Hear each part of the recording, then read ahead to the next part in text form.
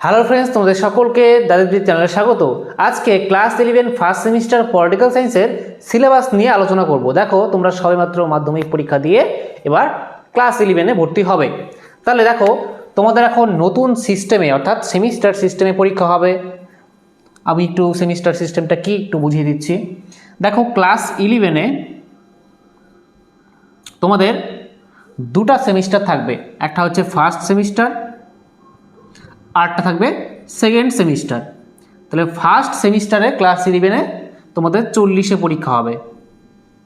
আর অনেক সাবজেক্ট আছে, যেমন জিওগ্রাফি, সেটাতে 35-এ পরীক্ষা হবে। ঠিক তেমন সেকেন্ড সেমিস্টারেও 40-এ পরীক্ষা হবে। আর কিছু সাবজেক্ট আছে যেগুলিতে প্র্যাকটিক্যাল আছে, যেমন জিওগ্রাফি, সেগুলিতে 35-এ পরীক্ষা হবে। আর ফার্স্ট সেমিস্টারে তোমাদের এমসিকিউ বেসড পরীক্ষা হবে, মানে 40টি এমসিকিউ থাকবে, ওএমআর শিটে হবে।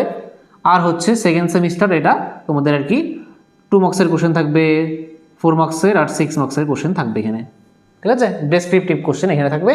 আর ফার্স্ট সেমিস্টারে শুধুমাত্র এমসিকিউর ওপর পরীক্ষা হবে। তাহলে এই হয়ে গেল তোমাদের ক্লাস 11।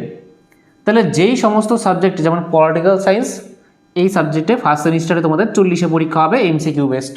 তারপরে যখন সেকেন্ড সেমিস্টারে উঠবে, তখন আর কি প্রথম 6 মাস আর কি ফার্স্ট সেমিস্টার, আর 6 মাস সেকেন্ড সেমিস্টার, এভাবে আর কি 1 বছর তোমাদের ক্লাস 11। তাহলে আর পলিটিক্যাল সায়েন্সে সেকেন্ড সেমিস্টারে 40-এ পরীক্ষা হবে, 2 মার্কসের, 4 মার্কসের আর 6 মার্কসের উপরে। তাহলে 40 80 হয়ে গেল পলিটিক্যাল সায়েন্সে। আর 20 থাকবে, 20 প্রজেক্ট থাকবে। প্রজেক্ট, এই প্রজেক্টটা কিন্তু সেকেন্ড সেমিস্টারের পরীক্ষার পরে জমা দিতে হবে, ঠিক আছে? আর কি সেকেন্ড সেমিস্টারের সময়। ফার্স্ট সেমিস্টারে শুধুমাত্র এমসিকিউ, এখানে কোনো প্রজেক্ট নেই। 20 নম্বরের প্রজেক্ট থাকবে, সেটা সেকেন্ড সেমিস্টারে। বোঝা গেল?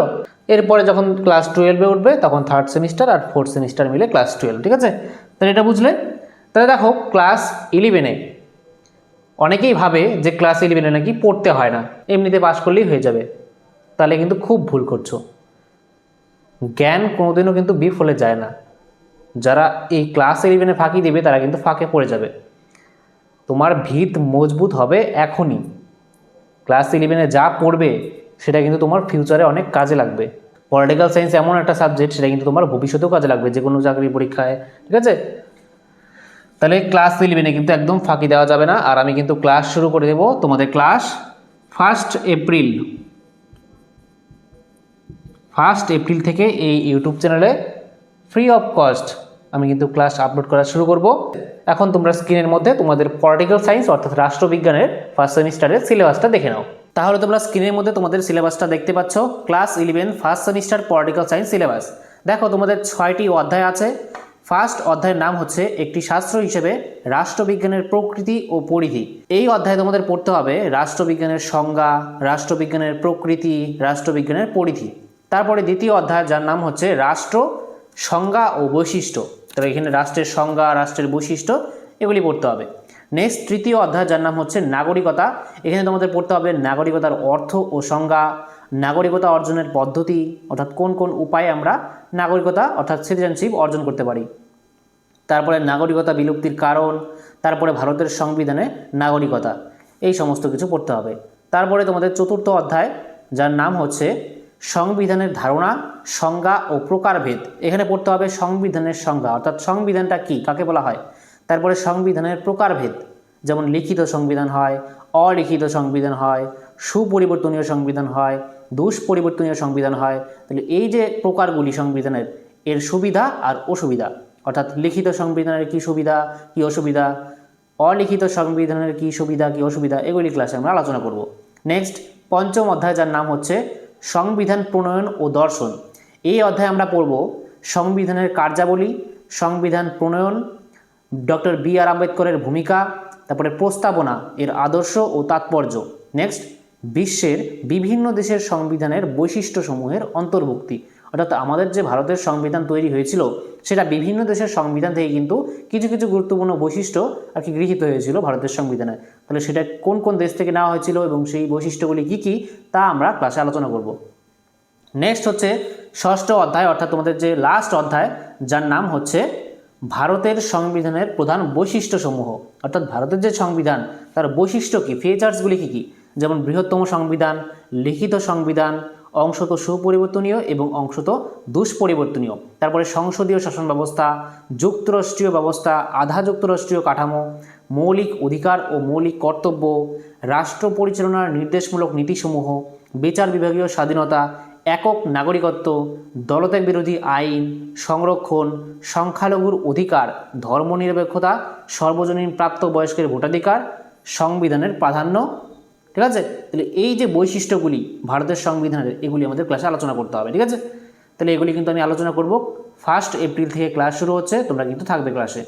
এবার দেখো নামবাড়ি বিভাজন, অর্থাৎ কোন অধ্যায় থেকে পরীক্ষায় কত নম্বর আসবে। তোমরা জানো যে 40 পরীক্ষা আর 40টি এমসিকিউ থাকবে। তাহলে প্রথম অধ্যায় থেকে অর্থাৎ ইউনিট 1 থেকে 4টি এমসিকিউ থাকবে 4 মার্কস। তারপরে ইউনিট 2 অর্থাৎ দ্বিতীয় অধ্যায় থেকে 5টি এমসিকিউ থাকবে 5 মার্কস। তারপরে তৃতীয় অধ্যায় অর্থাৎ ইউনিট 3 থেকে 60টি এমসিকিউ থাকবে 7 মার্কস। তারপরে ইউনিট 4 বা চতুর্থ অধ্যায় থেকে থাকছে 6টি এমসিকিউ 6 মার্কস। আর ইউনিট 5 অর্থাৎ পঞ্চম অধ্যায় থেকে 8টি এমসিকিউ 8 মার্কস। আর ইউনিট 6 অর্থাৎ ষষ্ঠ অধ্যায় তোমাদের, সেই অধ্যায় থেকে কিন্তু সব থেকে বেশি নম্বর থাকছে, অর্থাৎ 10 নম্বর থাকছে এই অধ্যায় থেকে 10 মার্কস। তাহলে টোটাল 40 নম্বরে কিন্তু তোমাদের পরীক্ষা হবে।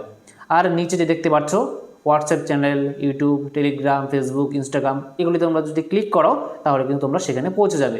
অর্থাৎ হোয়াটসঅ্যাপ চ্যানেলে ক্লিক করলে তোমরা হোয়াটসঅ্যাপ চ্যানেলে পৌঁছে যাবে, টেলিগ্রামে ক্লিক করলে টেলিগ্রামে পৌঁছে যাবে। ঠিক আছে, তোমরা এই পিডিএফটা তোমরা ডাউনলোড করতে পারবে। আর এই পিডিএফটা তোমরা কোথায় পাবে? এই ভিডিওর ডেসক্রিপশন বক্স বা এই ভিডিওর কমেন্ট বক্সে দেখো আমি কিন্তু পিন করে দিয়েছি, সেখান থেকে লিঙ্কে ক্লিক করলেই তোমরা কিন্তু ডাউনলোড করতে পারবে এই পিডিএফটা। ঠিক আছে, তারপরে ডাউনলোড করে সেটা কিন্তু তুমি খাতায় লিখে নিতে পারো সিলেবাসটা। এবার দেখো একটা গুরুত্বপূর্ণ ঘোষণা, যে আমি তোমাদের জন্য কিন্তু একটা ব্যাচ লঞ্চ করেছি, ক্লাস 11 ফার্স্ট সেমিস্টার পলিটিক্যাল সায়েন্সের। তাহলে এই যে ক্লাসগুলি, এগুলি কিন্তু আমি ইউটিউবেই দেবো, অর্থাৎ রেকর্ডেড ভিডিও ক্লাস থাকবে, সেটা ইউটিউবে দেওয়া হবে। আর ওয়ান লাইনার পিডিএফ নোট যেটা প্রিন্ট করতে পারবে, সপ্তাহে একদিন ডাউট ক্লিয়ারিং ক্লাস থাকবে গুগল মিটে, প্রতিটি অধ্যায়ের শেষে এমসিকিউ ক্লাস টেস্ট, আর সিলেবাস শেষ হলে 40 নম্বরের মক টেস্ট ওএমআরএ। তাহলে এই যে ভিডিওগুলি তো ইউটিউবে আপলোড করা হবে। আর বাকি যে সুবিধা অর্থাৎ নোট, ডাউট ক্লিয়ারিং ক্লাস, অধ্যায় শেষে মক টেস্ট, ঠিক আছে, এমসিকিউ ক্লাস টেস্ট, এগুলি সব পেইড। ঠিক আছে, এগুলি তোমরা যারা ব্যাচে যুক্ত থাকবে তারাই শুধু এই সুবিধাগুলি পাবে।